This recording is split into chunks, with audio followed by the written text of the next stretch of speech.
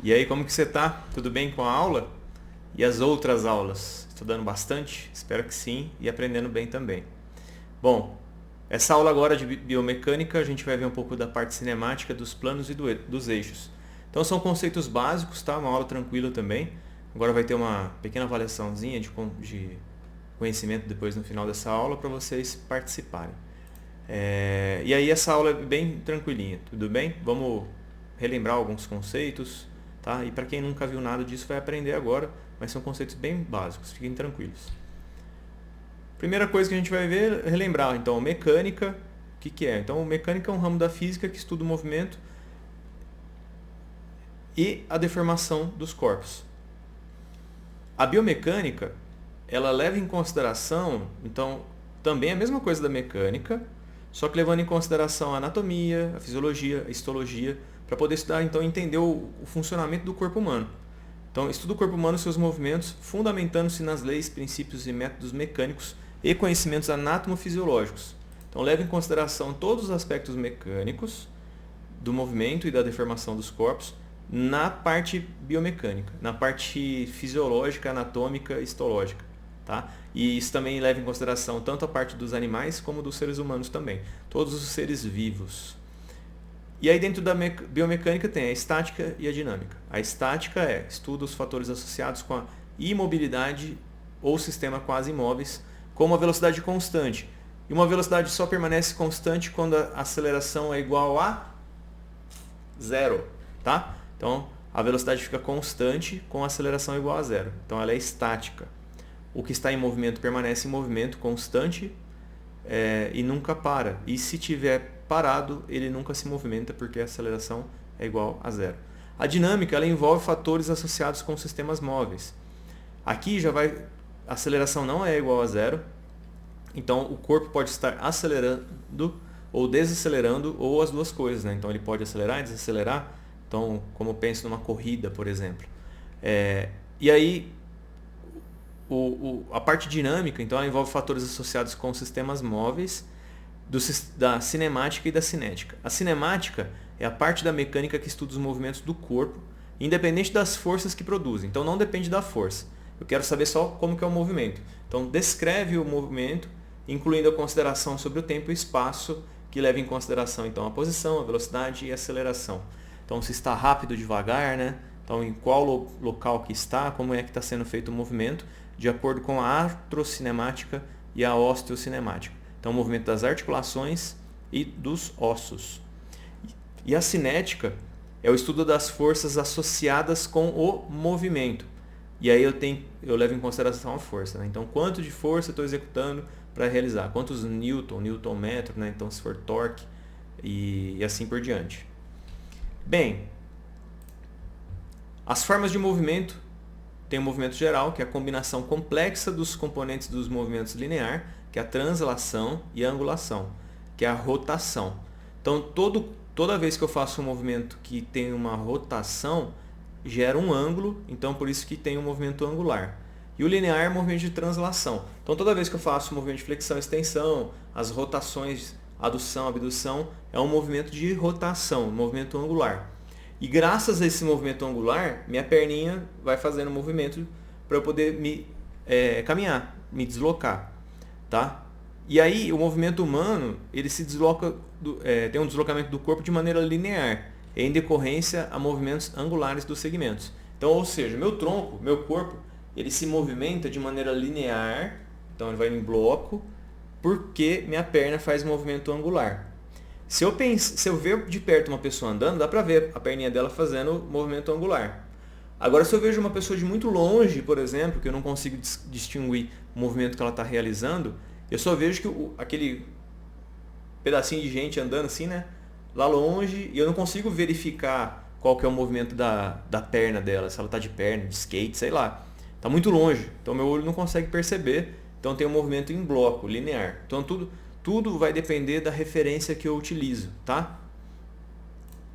E aí o movimento linear, alguns exemplos da vida que a gente acaba tendo. Então, movimento linear, movimento de translação. Ocorre em uma linha mais ou menos reta a partir de uma localização para outra. Todas as partes do corpo percorrem a mesma distância, na mesma direção e no mesmo tempo. Então quando eu salto para cima aqui, por exemplo, né? Ou quando eu salto para frente, meu corpo inteiro esse movimento é igual.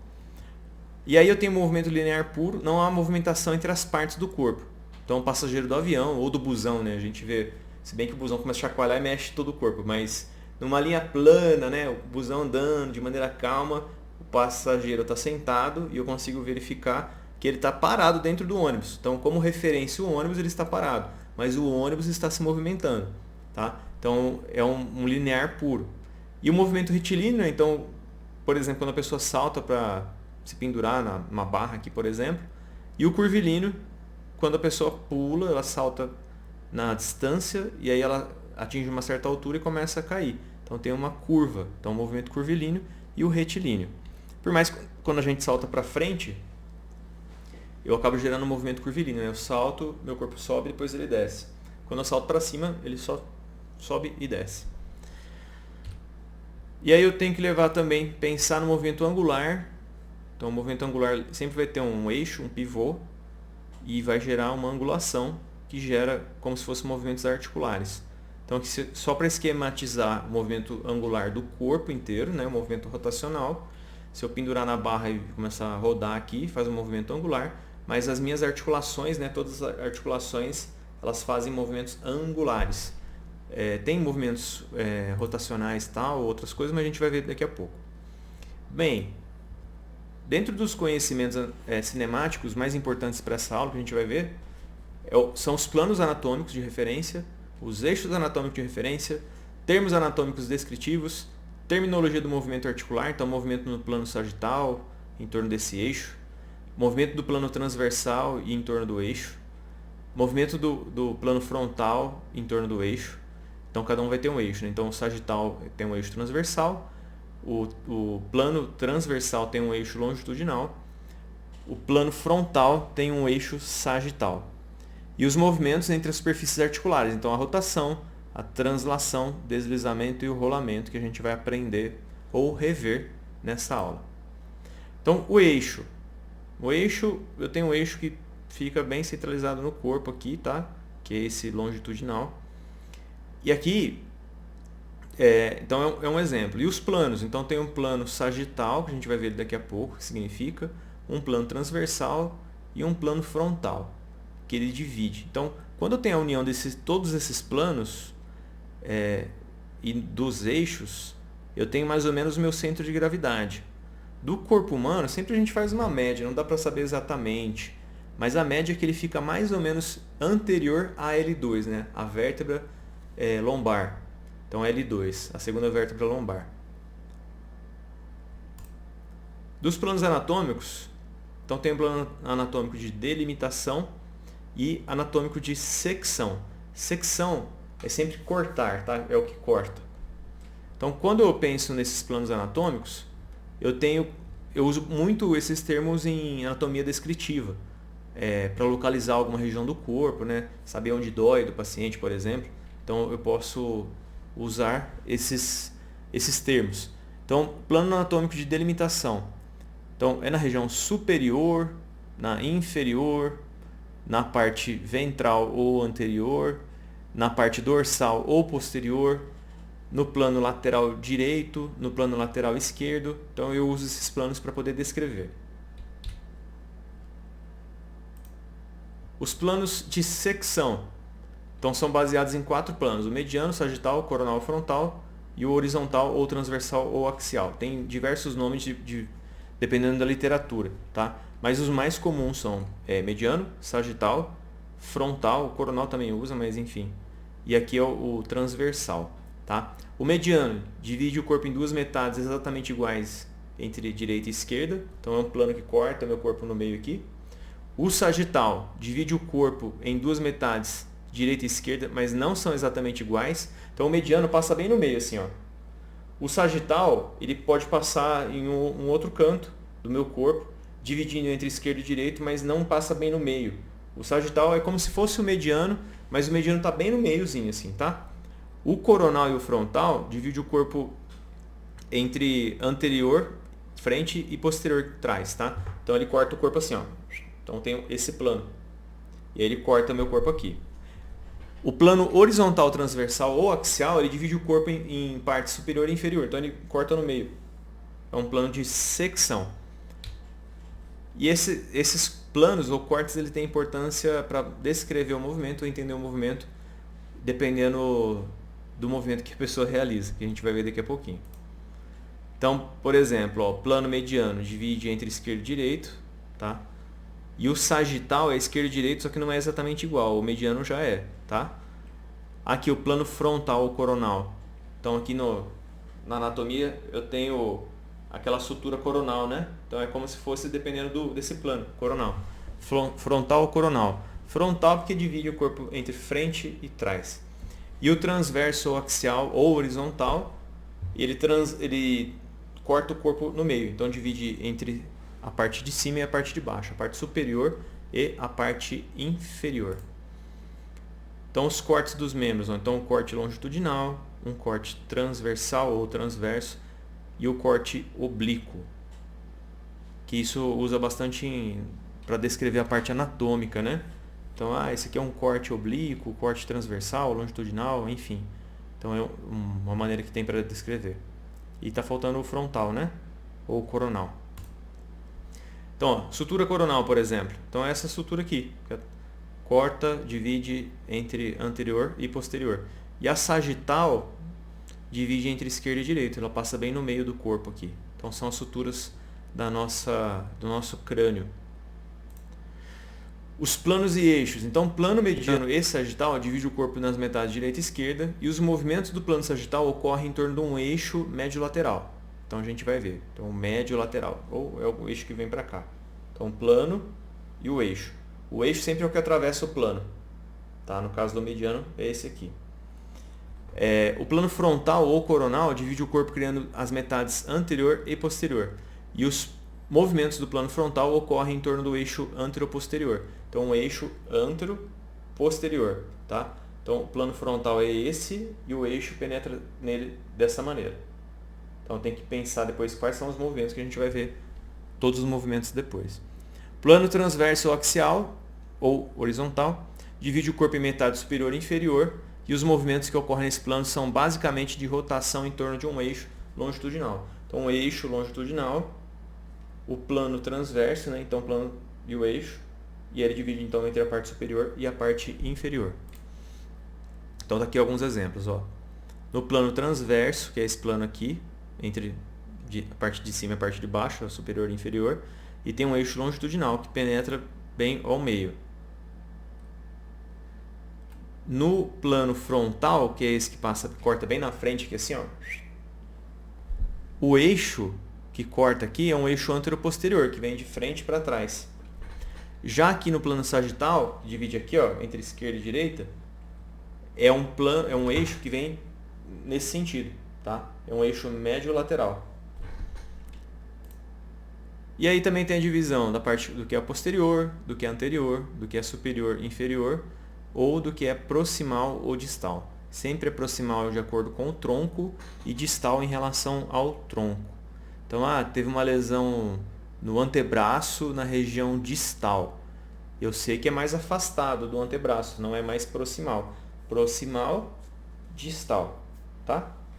E o corpo segue essa referência também para membros inferiores, cabeça e tal. Então, por exemplo, que dá para usar como descrição, né? Vista dorsal do pé em relação à parte medial ou à parte lateral do pé. Então, a gente também tem essa maneira de descrever a parte anatômica. Ou a localização de alguma estrutura, né? Então, ela está mais medial, mais lateral. Então, o que fica entre as duas fica na parte intermédia, né? Então, ela está mais na parte proximal ou distal ou na parte média. Ela está mais na parte superior, inferior ou na parte média. Anterior ou posterior ou na parte média. E a estrutura localizada no plano mediano, ela fica na região mediana do corpo mesmo, quando a gente vai descrever, tá? Então, quando vai pegar alguma estrutura, por exemplo, eu descrevo de acordo com a relação anatômica, né? E eu uso os planos e os eixos para poder fazer essa descrição. E dos movimentos também acontece a mesma coisa.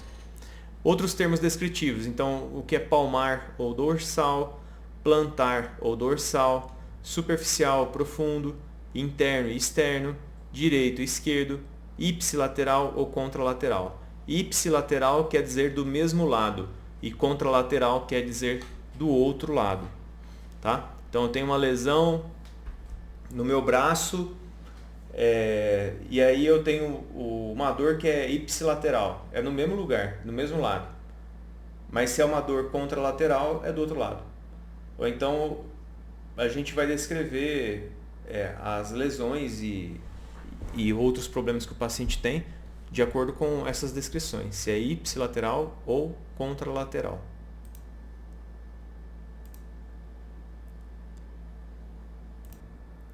Então, dentro da osteocinemática, tem os movimentos que são os movimentos articulares.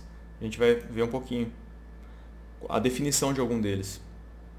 Então, a flexão. O que é flexão?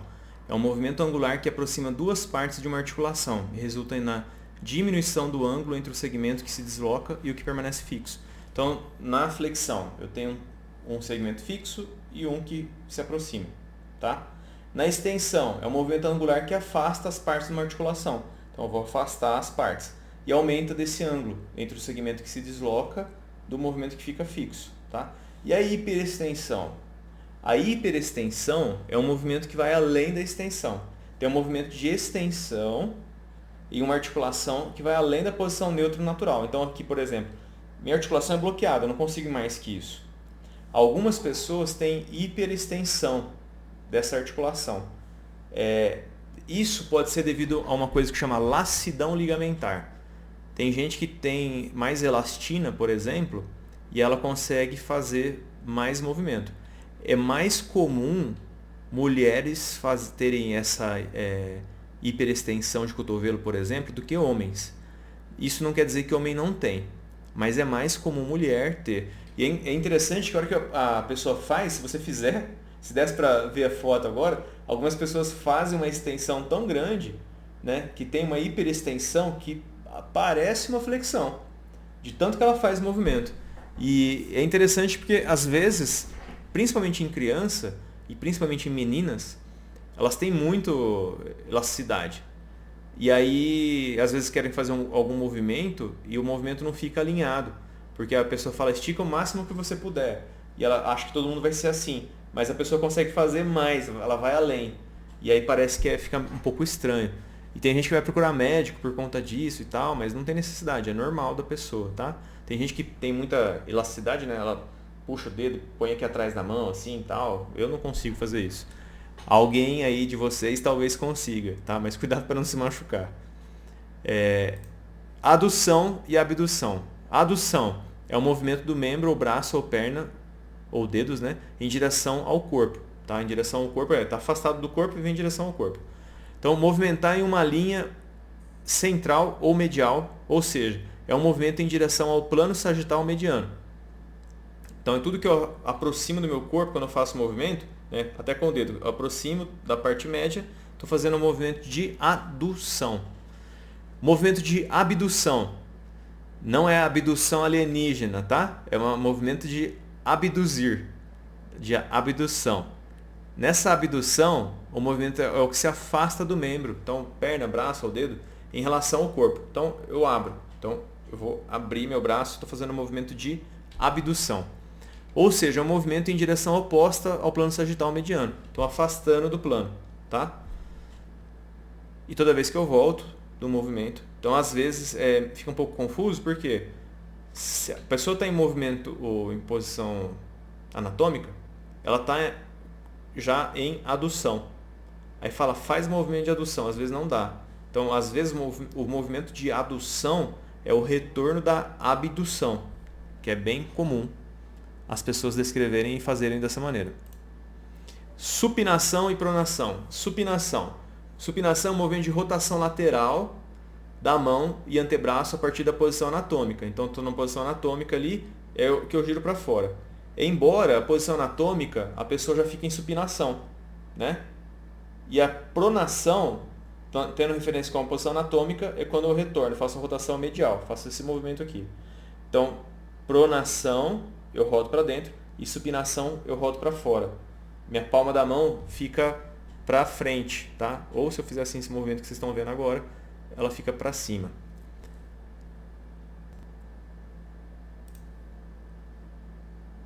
E aí o movimento de eversão e inversão é do tornozelo.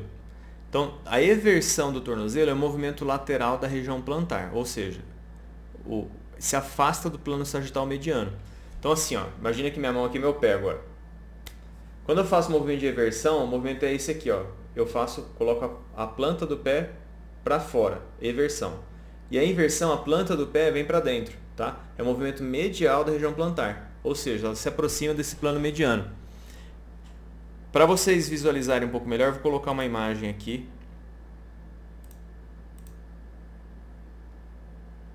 Se bem que não vai dar para ver tão bem, mas enfim.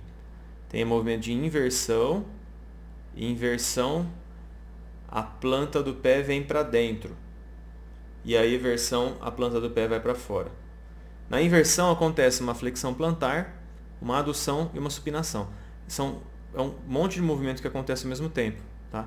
Então a flexão plantar no plano sagital, a adução no plano transversal e a supinação no frontal. Então acontece em diversos planos.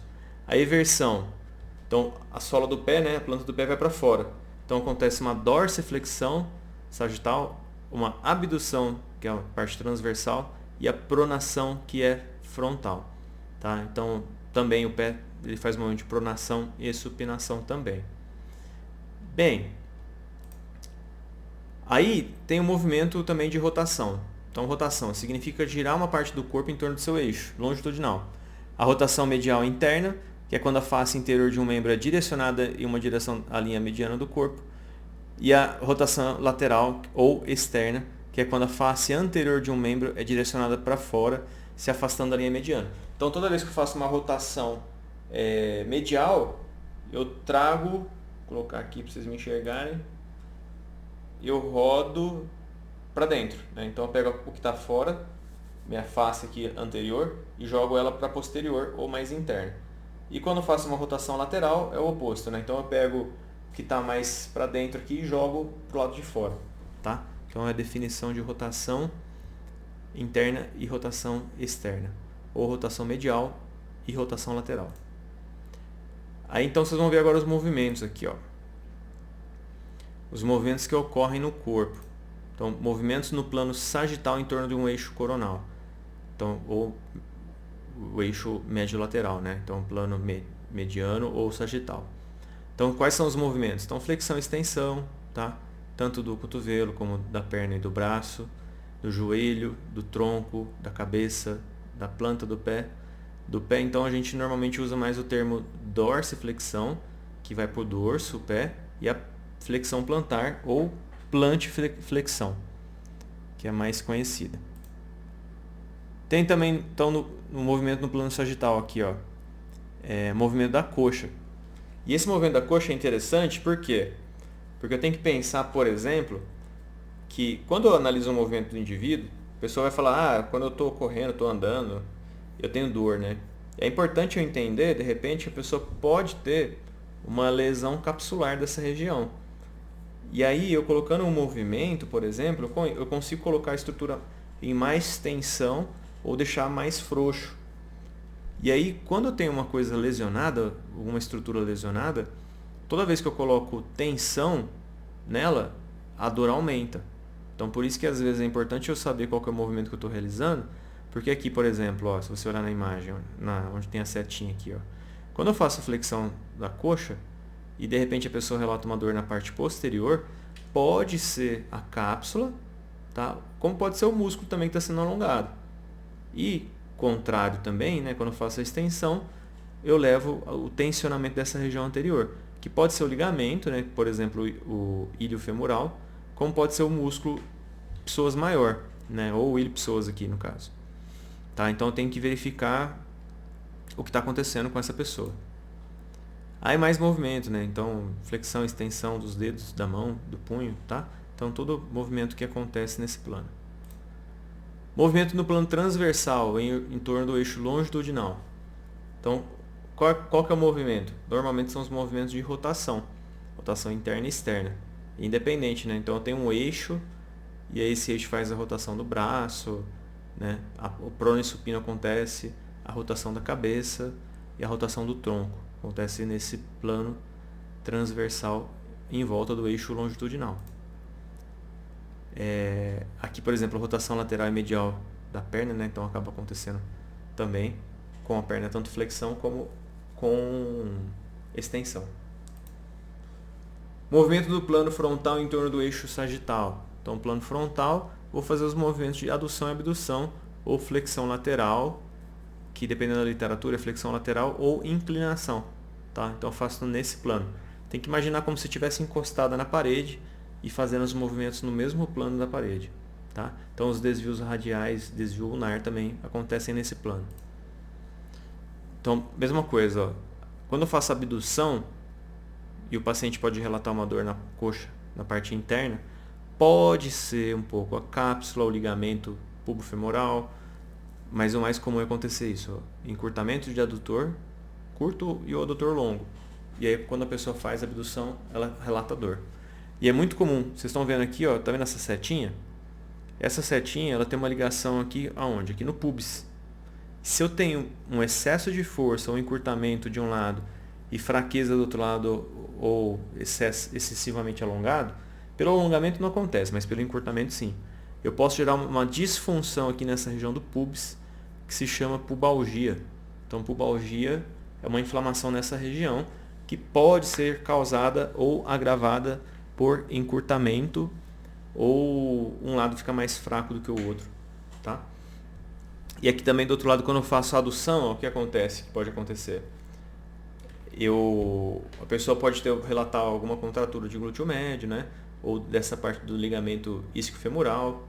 Então tem que pensar o que pode estar acontecendo com esse indivíduo também, nessa região. Bem, vamos lá, mais um pouquinho só, viu, gente? A circundução. A circundução é uma execução de quase todos os planos e eixos, né? E aí esse movimento de circundução é um movimento circular ou semicircular de um membro em volta de um eixo do corpo. E articulações que se movimentam em mais de 2 planos anatômicos podem realizar circundução. Tá? Então, no caso da perna, do tronco, do ombro, então são os movimentos, por exemplo, que eu faço, esse giro com o meu braço aqui, ó, e com a minha perna eu consigo fazer um movimento parecido. Né? Então, o movimento de semicírculo ou circulando tudo. É um movimento de circundução. Movimentos escapulares aí é um pouco diferente. Normalmente ele fica no plano frontal e quando eu tenho um movimento, por exemplo, de adução ou retração de escápula, se eu olhar aqui na minha mão, ó, a escápula vem para dentro, ela fecha. E o movimento de adução ou protração, ela vai para fora. Associado a esse movimento de adução ou retração e a abdução ou protração, normalmente tem um movimento de rotação também. Então a escápula faz esse movimento aqui, tá? E quando a escápula vai para cima, ela eleva, e quando ela vai para baixo, ela deprime, né? Então tem uma depressão, e essa depressão é que abaixa, não tem nada a ver com o sistema emocional da pessoa não, viu? E a elevação quando a escápula sobe e a depressão da escápula quando ela desce. Aí tem um monte de movimento para a gente lembrar, né? Então, movimento de abdução e hiperadução do polegar, movimento de extensão e flexão, hiperflexão e oposição, a flexão dos dedos e a extensão, a abdução e a adução dos dedos, tá? E os movimentos entre as superfícies articulares na artrocinemática. Então também tem o movimento de rotação, rolamento e translação ou deslizamento, que é a mesma coisa. Nesse caso é a mesma coisa. A rotação, ela é assim, ó. Todo movimento ele é importante que aconteça esses 3 movimentos ao mesmo tempo. Então no movimento de flexão e extensão, por exemplo. Mas eu vou separar eles aqui para poder ficar um pouco mais fácil de entender cada movimento. Então a rotação, ó, é uma superfície gira sobre a outra em torno de um eixo central fixo. Então ele gira aqui, né? Nessa figurinha que vocês estão vendo aqui. O rolamento é como se fosse uma bola rolando mesmo. Então ela rola sobre de uma parte sobre a outra. Então novas partes de ambas as superfícies entram continuamente em contato. Então sempre novas partes. E a translação ou deslizamento uma superfície desliza sobre a outra, de modo que um mesmo ponto de uma superfície entre em contato com novos pontos da outra. Então, vou passar para outra imagem e vou mostrar para vocês aqui. Ó. Então, por exemplo, quando eu tenho uma estrutura aqui, imagina o joelho. Quando eu faço a flexão, se o meu joelho fizer essa flexão dessa maneira mesmo, ó, do jeito que ele faz isso aqui, se esse aqui fosse o contato ósseo, o joelho iria luxar facilmente, né? Ia escapar aqui. Para isso não acontecer, né, para fazer essa flexão, tem que acontecer então um rolamento, o deslizamento e a rotação tudo ao mesmo tempo. Então o que acontece aqui? Ó, ele desliza, ele rola e vai para frente. E vem para trás quando ele faz extensão. Então esse movimento aqui, ó, é normal da articulação, para que não tenha movimento de luxação. O ombro acontece a mesma coisa. Toda vez que eu faço a abdução, se ele não rolasse e descesse a cabeça do húmero aqui, possivelmente ia me trazer problema. Ia ter luxação ou aumentar o impacto na região superior aqui do acrômio. Né? E aí traz a síndrome do impacto no ombro, ou uma tendinite, ou até o rompimento do ligamento. Então é importante ter os movimentos. E aí os outros movimentos também. Que isso aqui depois vai ficar de tarefinha para vocês, tá? Bom, termino por aqui. Vou passar a tarefa para vocês depois lá no grupo, pelo Google Classroom. Espero que esteja tudo bem e a gente se vê por aí.